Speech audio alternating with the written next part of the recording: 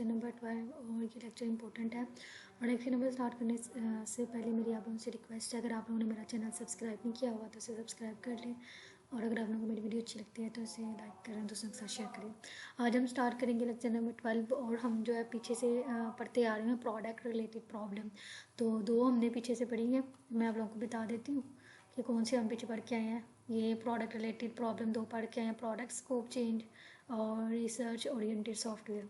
और आज जो हम पढ़ेंगे वो है थर्ड वाली, डिफाइन स्कोप। इसने कहा you need to define the scope of software product in the initial stage of software project. उसने कहा सॉफ्टवेयर प्रोजेक्ट के इनिशियल स्टेज पे ही आप लोगों ने सॉफ्टवेयर प्रोडक्ट के स्कोप को डिफाइन करने, तो ये आप लोगों के लिए ज़रूरी होता है कि आप लोग इनिशियल स्टेज पे इसका स्कोप जो है ना वो डिफाइन कर दें।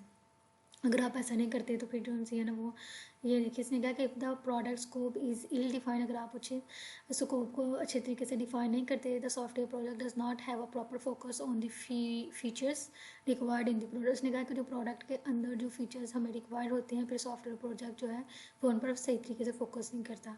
इसलिए आपको चाहिए कि आप उसे स्टार्ट में ही इनिशियल स्टेज पे ही इसका स्कोप को डिफाइन करें।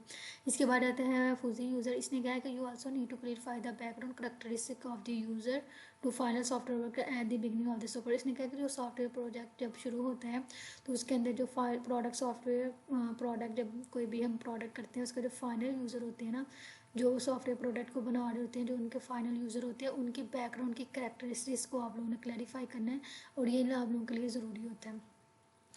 और इसके बाद आ जाता है हमारे पास टेक्नोलॉजी रिलेटेड प्रॉब्लम्स। इसमें आता है overestimating saver from the user components and new tools and method. इसने कहा है कि you can reuse software component. इसने कहा री यूज़ का मतलब होता है दोबारा से हम जो है ना वो सॉफ्टवेयर कंपोनेंट को इस्तेमाल कर सकते हैं।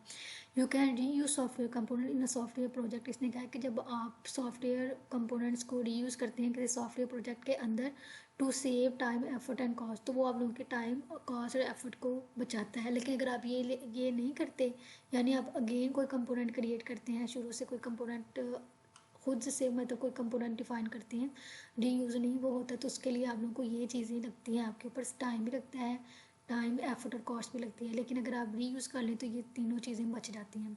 उसके बाद इसने कहा है switching tool in mid way. इसने कहा the current technology environment offers new tools and technology for software development at faster rate. इसने कहा सॉफ्टवेयर डेवलपमेंट के फास्टर रेट के लिए करंट टेक्नोलॉजी इन्वायरमेंट ने ऑफ़र की हैं टूल्स एंड टेक्नोलॉजी ऑफ़र की हुई हैं। किसने ऑफ़र की हैं?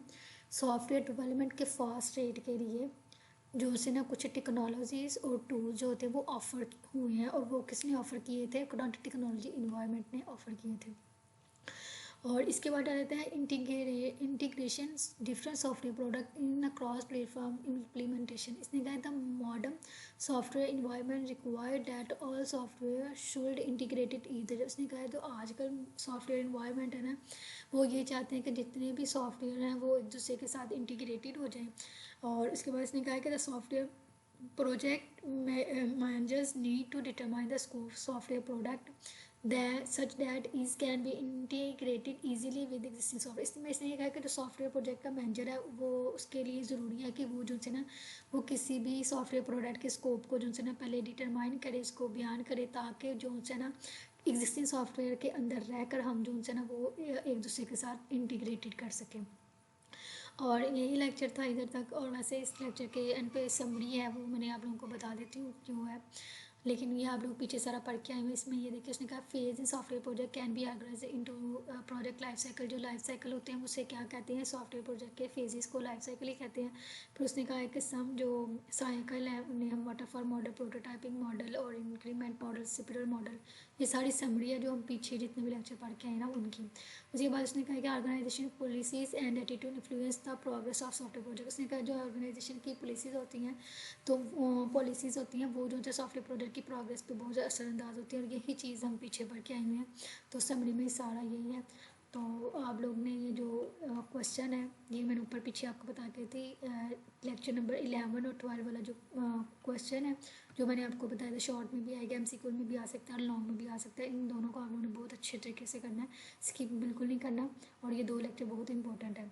अगर आप लोगों को मेरी वीडियो पसंद आती है तो मेरे चैनल को सब्सक्राइब करें, लाइक करें, शेयर करें। Thank you.